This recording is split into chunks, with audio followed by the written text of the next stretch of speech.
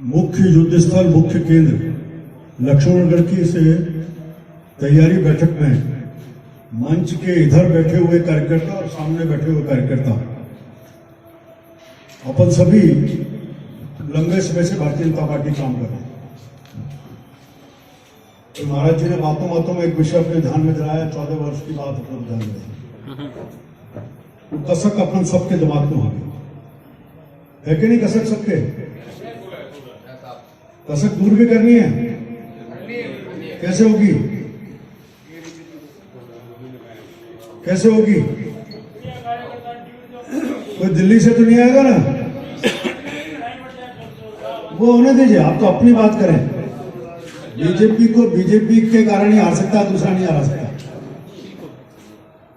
इसलिए ये जो रैली की शुरुआत है, आप मान के चलिए कि लक्ष्मणगढ़ का जो स्थान तय किया, परसों सुबह पार्टी के प्रमुख 5 कार्यकर्ता बैठे, उन सब ने बैठ करके ये बाजरे का विषय गंभीर विषय है, उस विषय को लेकर के आंदोलन करना चाहिए। राजस्थान में कई लोगों से प्रस्ताव था, आप भी जानते हैं कि कुछ जगह ऐसी है जब बाजरा पूरी तरह चौपट हो चुका है पिछले 4 दिन में। इतनी बरसात पड़ी है कि बाजरा नाम की चीज नहीं बची। ये खरीद का विषय एक था। उसके बाद भी लक्ष्मणगढ़ की धरती को सभा का स्थान चुना, तो कोई कारण तो होगा। आप सबकी सामर्थ्य, आप सबकी ताकत, आप सबकी नियोजकता, आप सबकी योजना बनाने की क्षमता, ये सब तो थी। इसके साथ साथ राजनीतिक संदेश भी था। हम सब जानते हैं कि पिछले चुनाव में कांग्रेस पार्टी ने कुछ वादे किए थे। वादे किसी व्यक्ति ने नहीं किए थे, कांग्रेस पार्टी ने किए थे। किसानों की कर्ज माफी का वायदा, आज क्या हालत है कर्ज माफी की? किसान को आज उसके पास जो कुर्की के नोटिस पहुंच रहे हैं, तो आत्महत्या करने को मजबूर होना पड़ा। और कई दौसा जैसे कई जगहों पर कई किसानों ने आत्महत्या कर ली। बिजली की कीमतों में बढ़ोतरी नहीं करेंगे, लेकिन पिछले रास्ते से 3 बार बिजली की कीमतों में बढ़ोतरी सरकार कर चुकी है। यहाँ युवा बैठे हैं, बेरोजगारी भत्ते की बात की, बेरोजगारी भत्ता एक के खाते में नहीं पहुंचा। और साथ साथ ही जो इन्होंने एक बात और की थी कि जो अनुबंध के ऊपर जितने कर्मचारी सरकार में लगे हुए हैं, उन अनुबंध पे लगे कर्मचारियों को रेगुलाइज करेंगे। बीडी कल्ला की कमेटी बनाई, वो कमेटी को 4 साल हो चुके हैं, लेकिन 4 साल भी कमेटी की धूल नहीं छटी। रेगुलाइज करने की बात बहुत दूर की है। उन्होंने कहा था कि हम नई नई नियुक्तियां निकाल करके रोजगार देंगे। अब मुझे कहने की जरूरत नहीं है, लक्ष्मणगढ़ की धरती है जहां आरएएस की परीक्षा में एक ही परिवार के 3 लोग, इसलिए परीक्षा में आजकल उसकी योग्यता जरूरत नहीं, रिश्तेदार से कितने संबंध है, कितनी निकटता है, उसके आधार पर मापदंड संरक्षण का होगा, उसके आधार पर चयन होगा। हमने रीट की परीक्षा की धांधली देखी है, पूरी सरकार उनको बचाने में लग गई। आज भी उसके जो मुख्य आरोपी हैं वो शिकस्त से बाहर बैठे हुए हैं। हमने देखा है एसआई की परीक्षा हो, आरएएस की परीक्षा हो, जितनी भी परीक्षा हुई है वो सब माफिया के राज में आ चुकी है। सरकार के राज में एक भी परीक्षा ऐसी नहीं है जो कहीं न कहीं आरोप के घेरे में नहीं आती है। बिल्कुल, मैं तो वही बात कर रहा हूँ। हाँ, सब ट्रांसफर तो पूरी तरह से एक मंडी लगा करके ट्रांसफरों के काम चल रहे हैं, और हमें कहने की जरूरत नहीं है, अपन सबको जानकारी है। मुख्यमंत्री जी ने खुद ने बिरला ऑडिटोरियम में शिक्षकों का बड़ा कार्यक्रम, जिसमें 2 मंत्री बैठे थे, एक आपके विधायक महोदय उसमें मंत्री थे वो बैठे थे, दूसरा तकनीकी शिक्षा मंत्री बैठे थे, और तीसरे संस्कृत शिक्षा मंत्री बैठे थे। सारे शिक्षकों का कार्यक्रम था। मुख्यमंत्री जी ने पूरे सभागार में पूछा, क्या ट्रांसफर लेके पैसे होते हैं? सबने हाथ उठा करके कहा होते हैं। इससे बड़ा कोई प्रमाण नहीं है, पैसे लेकर के होते हैं, इससे बड़ा कोई प्रमाण नहीं है। उस शिक्षकों की सबसे बड़ी पंचायत में इस शासन को चलाने वाले सबसे बड़े नेता, उसके सामने, मुख्यमंत्री के सामने सबने चिल्लाकर कहा कि बिना पैसे के ट्रांसफर नहीं होते। उस बीच के बाद भी मुख्यमंत्री की कानों में रूह नहीं दी। ये भारतीय जनता पार्टी नहीं बोलती, कांग्रेस के नेता भरत सिंह बोलते हैं, कांग्रेस के नेता, आपके अलग अलग जगहों के नेता, उन सब ने कहा है कि बिना भ्रष्टाचार के नहीं होते, बिना माइंस के मामले ले लो, ट्रांसपोर्ट के ले लो, कितने मामले उसके ऊपर जो बड़े मामले हुए एसीबी के ट्रांसपोर्ट मामले में, एक मंत्री को बचाने के लिए एसीबी की फाइल को मुख्यमंत्री दबा के बेच गए, और उसके जैसे तोता पालते हैं ऐसे एसीबी की फाइल को दबा करके तोते पालने का काम मुख्यमंत्री जी करते हैं। इनकी खुद की घोषणा नहीं। पिछली सरकार के जो काम थे, आप याद करिए, भामाशाह योजना, भामाशाह स्वास्थ्य बीमा बंद कर दी, किसानों को 10,000 रुपए प्रति वर्ष बिजली के बिलों में सब्सिडी दी, इन्होंने बंद की, 3 साल बाद चालू की। 3 साल का जो बैकलॉग था वो उसको चुकाने की बात नहीं की। इसी तरह हमने स्टेट रोड के जो टोल थे वो स्टेट टोल बंद किए, उस टोल को भी इन्होंने आते ही सबसे पहले चालू करने का काम किया। सारे राजस्थान में हमने अम्बेडकर भवन बनाने का घोषणा की, बजट में प्रावधान किया, उसके बाद इस सरकार ने आते ही उसको रोकने का काम किया। आर्थिक पिछड़ा वर्ग की छात्रवृत्ति, ये देश के किसी भी राज्य में, राजस्थान में पहली बार 2018 के बजट में 38 करोड़ का प्रावधान करके उस समय की भारतीय जनता पार्टी की सरकार ने किया और इस सरकार ने उसको रोकने का काम किया। बाद में धन्यवाद है प्रधानमंत्री जी का, उन्होंने अनुसूचित जाति, जनजाति, ओबीसी इसके आरक्षण को पूरी तरह बनाए रखते हुए आर्थिक पिछड़ा वर्ग के लिए 10% आरक्षण की व्यवस्था भी की। तो लगातार देने की बात तो दूर, रोकने का काम इस सरकार के द्वारा किया। भामाशाह स्वास्थ्य अंत की चिरंजीवी चालू की। अब चिरंजीवी की हालत है, कोई भी निजी चिकित्सालय जयपुर के अंदर ऐसे में सबसे बड़ा अस्पताल है, ना तो वहां दवाई मिलती है, जांच के लिए मशीन उपलब्ध है। आज कोई भी निजी चिकित्सालय जयपुर का वो चिरंजीवी कार्ड रखने वाले किसी भी व्यक्ति का इलाज करने को तैयार नहीं है कि पिछले 8 महीने 10 महीने के उसके इलाज का जो पैसा था वो सरकार के द्वारा नहीं दिया जा। केंद्र ने आयुष्मान योजना चालू की, आयुष्मान के माध्यम से 5 लाख रुपए तक का मुफ्त इलाज उसको लागू नहीं किया केंद्र के द्वारा। इसी प्रकार जो योजनाएं चलाई जाती है, चाहे जल जीवन मिशन की, जिसमें हर घर नल से जल, उसको कैसे स्लो डाउन किया जाए, इसको बनाने की। प्रधानमंत्री आवास योजना, सामान्य व्यक्ति को छत का सपना पूरा हो, उसको रोकने की योजना। कैसे न कैसे प्रधानमंत्री की योजनाओं को धरातल पर उतरने दो, उनको क्रेडिट नहीं जाए, जय जयकार नहीं हो। ये षड्यंत्र पूरा, ये पूरी सरकार, कोरोना जैसी भयंकर बीमारी, सारी दुनिया पीड़ित थी, आम आदमी परेशान था।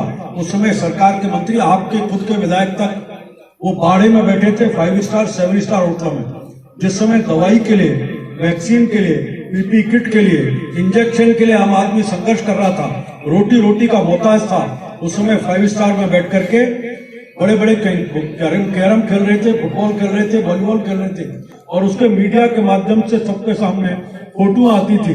इनकी प्राथमिकता जनता नहीं बल्कि सत्ता को कैसे बचाना है, उस सत्ता को बचाने का संघर्ष था। आज भी हम सबने देखा कि किस प्रकार के झगड़े कांग्रेस पार्टी में स्वयं में चल रहे हैं। 92 विधायक इस्तीफा दे चुके हैं, वो स्वयं कहते हैं कि 18 विधायक हमारे खिलाफ चल रहे हैं। 110 विधायक इस सरकार से जो इस्तीफा देकर खिलाफ में बैठे हैं। तो ऐसी सरकार जो अल्पसंख्यक की सरकार हो चुकी है, उस सरकार की किस तरह एक तरफ तो इस्तीफा देते हैं, दूसरी तरफ रात के अंधेरे में ट्रांसफर की लिस्टें निकाल रहे हैं पैसे ले लेकर के। तीसरे, साधनों का पूरा उपयोग, गाड़ी चल रही है, पीए चल रहा है, स्टाफ चल रहा है। अगर नैतिकता थी, जिस दिन इस्तीफा दिया 25 सितंबर को, उसी दिन रात को अपनी गाड़ी लौटा देते, इस्तीफा अपना स्टाफ लौटा देते और अपने सरकारी कामों को सबको रोक देते। कब राजस्थान की जनता को लौटा के नैतिकता की बात कर रहे हैं, उन्होंने इस्तीफा दिया, एक ने भी नहीं लौटाया। पूरी सरकारी संसाधनों का, साधनों का पूरा उपयोग और उसके साथ सारे अपनी चीजों का उपयोग करने के बाद और ट्रांसफर के जो एक इंडस्ट्री बना दी है, उस इंडस्ट्री का पूरा उपयोग। आज पूरे राजस्थान को तुष्टीकरण की राजनीति में खड़ा करने का काम हो रहे हैं। एक वर्ग विशेष को वोट लेने के लिए पूरे राजस्थान को सांप्रदायिकता की आग में झोंकने का काम इस राजस्थान के अशोक गहलोत की सरकार ने किया। कानून व्यवस्था पूरी जर्जर हो चुकी है। आज किसी मामले में राजस्थान एक नहीं होगा, लेकिन कानून व्यवस्था में चाहे दलित उत्पीड़न हो, हम 1 नंबर पे, महिला उत्पीड़न हम 1 नंबर पे, महिलाओं को बलात्कार उसको हम 1 नंबर पे, साइबर क्राइम 1 नंबर पे, किसानों की खुदकुशी का मामला 1 नंबर पे, बेरोजगारों की खुदकुशी का मामला 1 नंबर पे। बेरोजगार आप गृह मंत्री हो और राजस्थान के मुख्यमंत्री हो, ये राजस्थान की जनता पूछ रही हो कि क्या इस बात का कोई जवाब दे सकते हो? तो थाने और चौकी, आपने भी कहा कि प्रताड़ना कोई क्षेत्र ऐसा नहीं है जहां कांग्रेस की सरकार के समय भारतीय जनता पार्टी के कार्यकर्ताओं को योजनाबद्ध तरीके से सूची बना करके, चाहे क्रिमिनल केस होंगे, रेवेन्यू के मैटर्स होंगे, बिजली के विषय भरने के मामले होंगे, इन सब में लगातार प्रताड़ित करके एक कोशिश करने की बात चल रही है, उस कार्यकर्ता को हम परेशान करके घर बिठा दें। ये भूल गए गौरव जी, ये वो भारतीय जनता पार्टी का कार्यकर्ता है। आपकी परदादी श्रीमती इंदिरा गांधी, उसने देश में आपातकाल लगाया था और आपातकाल के 19 महीने में जितनी प्रताड़ना दी, चाहे बर्फ की सिल्लियों पर लिटा करके करंट दिया होगा, आपने पेशाब पिलाया होगा, नाखून नोचे होंगे, लोगों को करंट लगा करके प्रताड़ित किया होगा, 19 महीने से पहले एक भी निकल के नहीं आया। लाखों लोग बोलेंगे इस भारतीय जनता पार्टी के कार्यकर्ता की उस शक्ति को आप नहीं पहचानते, चुनौती दे रहे हो। ये बड़े से बड़े संघर्ष को झेलता है और जब समय आता है तो बदला भी पूरी ताकत के साथ लेता है। इसको भी हम जानते हैं 19 महीने के बाद 77 आया और 77 आने के बाद किस प्रकार श्रीमती गांधी के, जिसको आपके सीकर के बड़े नेता आपके क्षेत्र में विधायक कहते मैं अजय हूँ, यह अहंकार तो रावण को भी था और ये अहंकार श्रीमती गांधी को भी था। 77 के चुनाव में आंधी चली और आंधी में श्रीमती गांधी वो गाय और बच्चा, माँ और बेटे दोनों बह गए, किसी को पता नहीं चला। और आने वाले 23 में जो आंधी राजस्थान में चलने वाली है वो लक्ष्मणगढ़ का भी कोई भी व्यक्ति जो अपने को कहता है अजय, वो भी नहीं बचने वाला। और इस आंधी में कांग्रेस का पूरा पत्ता का पत्ता है। हम किसानों की बात करते हुए आए थे, बाजरे की देश में सबसे अधिक बाजरा राजस्थान में पैदा होता है। पिछली बार बाजरा पैदा हुआ, पास के हरियाणा ने 2250 रुपए में किसानों का समर्थन मूल्य पर बाजरा खरीदा। इस बार फिर हुआ वो 2350 बाजरा खरीद रहे हैं। राजस्थान की सरकार से पहले भी भारतीय जनता पार्टी ने मांग की, किसानों ने मांग की, समाज ने मांग की, सबने बार बार की कि आप भी समर्थन मूल्य की घोषणा करिए, जिससे कि राजस्थान का किसान जो लगभग 800-900 रुपए प्रति क्विंटल के हिसाब से नुकसान हो रहा है, उस नुकसान से बचा है और उसको जिसको लेकर के खेती करता है उसकी भरपाई तो हो सकती है। लेकिन राजस्थान की सरकार के लिए किसान केवल वोट प्राप्त करने का तंत्र है, उसकी चिंता करने का कोई विषय नहीं। इसे उन्होंने इस बाजरे के विषय को लेकर के समर्थन मूल्य की बार बार के बाद भी घोषणा नहीं की। पिछले 5-7 दिनों में जो असमय की बरसात हुई है, उस बरसात के कारण राजस्थान के कई हिस्सों में हाड़ौती का बड़ा क्षेत्र है, भरतपुर जिला है, जिन क्षेत्रों में पूरी तरह बाजरे की फसल चौपट हो चुकी है। एक बाजरे का दाना नहीं बचा, इतना पानी पड़ा है, इतना निकल करके आया है। सरसों की बुआई लेट हो रही है। उस सबके बाद भी ना तो गिरदावरी की बात सरकार के द्वारा की जा रही है, ना इस प्रकार का जो खराब हुआ है उसकी किसी प्रकार की घटना भरपाई कैसे करेंगे उसको। मैं याद दिलाता हूँ 2015 में राजस्थान में भारतीय जनता पार्टी की सरकार थी। फरवरी में बजट सत्र चल रहा था और बजट सत्र के दौरान जबरदस्त बरसात आई, सारे राजस्थान में उसका प्रकोप था। तुरंत राजस्थान के उस समय के मुख्यमंत्री वसुंधरा जी ने विधानसभा की कार्रवाई को 2 दिन के लिए स्थगित किया, जो राजस्थान के इतिहास में शायद मैं कह सकता हूँ किसी एक इस तरह की घटनाओं को लेकर के सारे देश में विधानसभा स्थगित हुई हो, ये पहला मामला था। और सभी विधायकों को कहा चाहो किसी दल से आता हो, इस समय किसान को जरूरत है, उसके पास पहुंचो, खेतों में पहुंचो, कंप्लेंटिंग पहुंचो, उसकी फसल को जो नुकसान हुआ उसका आंकलन लेकर के आओ। 48 घंटे बाद फिर बैठेंगे और उसके बाद इसका पूरी चर्चा करके बढ़ाने की बात करेंगे। जहाँ राहत देने की बात की लगभग 2500 करोड़ रुपए उस किसान को 7 दिन के अंदर उसके खराबे की राशि पहुंचाई। वहीं जो उसके मापदंड थे उन मापदंडों को बता, पहले खराबा 33% को होता था, उसको 50% करने की बात करते हुए हम ज्यादा से ज्यादा कैसे, पहले 50 था उसको करके 33% किया। हम कैसे किसान को ज्यादा से ज्यादा राहत दे सकते हैं। उसका मकान का नुकसान होगा तो उसकी राशि जितनी थी उसको बढ़ाने का काम किया। गाय को नुकसान होगा तो उसकी राशि बढ़ाई, भैंस का होगा तो उसकी राशि बढ़ाई, बकरी मरी तो उसको राशि को बढ़ाई। कैसे हम किसान को राहत दे सकते हैं, इसको राजस्थान की उस समय की सरकार ने प्राथमिकता में लेकर के सबको राहत देने की बात की।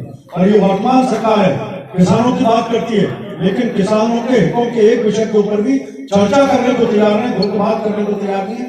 इसे भारतीय जनता पार्टी ने तय किया, ये शेखावाटी की धरती जो किसान भी पैदा करती है और जवान भी पैदा करती है, इस धरती ने विपरीत स्थितियों में बड़े बड़े परिणाम दिए। उन सबको देखते हुए आपके शेखावाटी का सीकर और सीकर का लक्ष्मणगढ़ इसलिए कि जिस कांग्रेस पार्टी ने घोषणाएं की थी, जिस कांग्रेस पार्टी की सरकार राजस्थान में चल रही है और जो लगातार किसानों के हित में निर्णय नहीं कर रही, किसानों के पक्ष बात नहीं करके सुनने को तैयार नहीं है, उस कांग्रेस पार्टी के प्रदेश अध्यक्ष आपके इस लक्ष्मणगढ़ विधानसभा क्षेत्र से विधायक है। इसे हुंकार की बात भारतीय जनता पार्टी ने इस लक्ष्मणगढ़ से शुरू करने की बात की। मैं अभिनंदन करूंगा आप सभी का, दिनेश जी ने जो प्रयास किया और सब भगीरथ होंगे सबने मिलकर के रात को इस समय 8 बजे इतनी बड़ी संख्या में लगभग 300 और अभी भी केवल लक्ष्मणगढ़ शहर के कार्यकर्ता नहीं बैठे, आप दूर दूर के पंचायतों के कार्यकर्ता भी यहाँ बैठे। इससे उन सब की कसक है, उन सबको मुझे कहने की जरूरत नहीं कि रैली का परिणाम क्या रहेगा।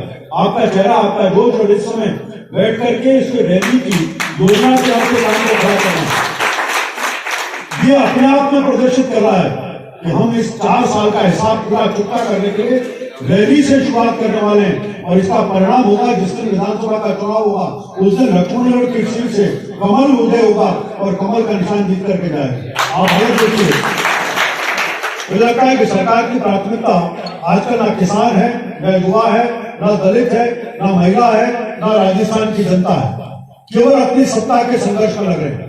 हालांकि ये बॉम्बे विधायक है, इनकी कब सरकार गिरेगी इसका पता नहीं। दिसंबर 23 में चुनाव अपने जो ढूंढ हैं, लेकिन मुझे लगता है व्यक्तिगत रूप से कि ये चुनाव जल्दी आ सकते हैं कि सरकार की इस तरह के संघर्ष हैं। इस संघर्ष के कारण ये केवल 4 पायों पर ही बैसाखियों के ऊपर सरकार चल रही है। और आपकी लक्ष्मणगढ़ की रैली, ये लक्ष्मणगढ़ की रैली इनकी बैसाखी को गिराने का काम करेगी। कोई आश्चर्य की बात नहीं, यहाँ से जो हुंकार निकलेगी इस सत्ता के सिंहासन को गिराने का काम करेगी और सत्ता को अपास करके आने वाले समय के लिए भारतीय जनता पार्टी के मार्ग को प्रशस्त करेगी, राजस्थान की आम जनता के तकदीर को गिराने का काम करेगी। आपने विस्तृत योजना बनाई। मैंने दिनेश जी कहा कि पहले जो मूल काम करना था, ये पहले बोले कि स्वागत और भाषण कराएं। मैंने स्वागत और भाषण प्राथमिकता का विषय नहीं है, मूल काम जिसको है उस काम को आप कर रहे हैं, पहले उस मूल काम को पूरा करिए। आप सब ने बहुत ही बारीकी के साथ एक एक पंचायत, शहर के एक वार्ड पूरी चिंता इस बात की है, अपनी योजना बनाई। मेरा आग्रह केवल इतना ही है, जो योजना आपने बनाई, योजना प्रदेश से नहीं, जो भी योजना आपने बनाई है उस योजना को अब से लेकर के 16 तारीख की रात तक हम फॉलो भी करेंगे, जाएंगे भी। और सबकी व्यक्ति कौन होगा उसकी सूची, आने वालों की सूची, कौन गाड़ी कौन सी होगी उस गाड़ी की सूची, उस गाड़ी का पूरे उसको उस पंचायत में संभालने वाले कार्यकर्ता कौन है इनकी सूची। और केवल आना नहीं, जब वो रैली करके घर तक पहुंच जाए तब तक की सूचना उस पंचायत के प्रभारी के पास होनी चाहिए। पंचायत का प्रभारी आपके मंडल अध्यक्ष को दे और मंडल अध्यक्ष इस रैली के विधानसभा के प्रभारी दिनेश जी को अपनी पूरी सूचना दे।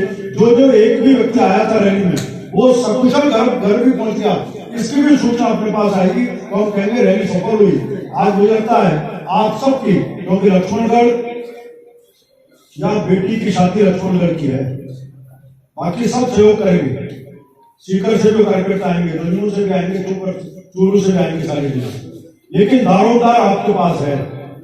काला टीका, सफेद टीका, लाल टीका, जो आपको लगाना होता है आपको करना होता है, आप स्वयं तय करें।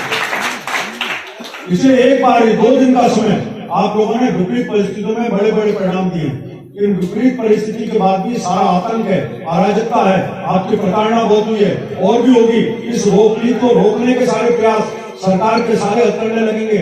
उन सब चुनौतियों के बाद भी हम चाहे साइकिल से पहुंचे, स्कूटर से पहुंचे, जीप से पहुंचे, बस से पहुंचे, पैदल पहुंचे, ऐसा लगना चाहिए उस दिन लक्ष्मणगढ़ के सारे रास्ते, अपने पूरे विधानसभा का हर रास्ता चलो लक्ष्मणगढ़, इस अपील के साथ निकलाओ। मेरा आग्रह है कि जगह जगह होर्डिंग भी लगाइए, बैनर भी लगाइए, चलो लक्ष्मणगढ़, 17 अक्टूबर चलो लक्ष्मणगढ़, किसानों के लिए हुंकार, ऐसे करके होर्डिंग लगाइए और उस आह्वान करते हुए और पूरा अपने सोशल मीडिया के ऊपर भी पूरा प्रचार इसका। अभी जो रैली का उद्देश्य है वो भी व्हाट्सएप पे, फेसबुक के ऊपर, इंस्टाग्राम के ऊपर, टेलीग्राम के ऊपर, जो भी सोशल मीडिया के बोर्ड हो सकते हैं उन सब का उपयोग करते हुए प्रत्येक बूथ के ऊपर जो आपका ग्रुप है, आपका जो भी कैचमेंट का एरिया है, वहां तक हम पहुंचे और रैली के बाद अपने नेताओं की भाषणों की क्लिपिंग छोटी छोटी बना करके उनको भी लगातार चलाएं। आम जन में चर्चा का विषय होना चाहिए, प्रत्येक चौपाल के ऊपर हो, चाय की दुकान के ऊपर हो, बाहर नाई की दुकान के ऊपर हो, पान की दुकान के ऊपर हो, एक ही चर्चा होनी चाहिए कि किसान के विषय को लेकर के भारतीय जनता पार्टी में हुंकार भरी है और ये हुंकार अभी सरकार के जाने तक नहीं रुकेगी, लगातार संघर्ष चलता रहेगा। आप सबके इस तैयारी को देख करके आप सबका अभिनंदन करते हुए बात प्रोग्राम देता हूँ। जय भारत।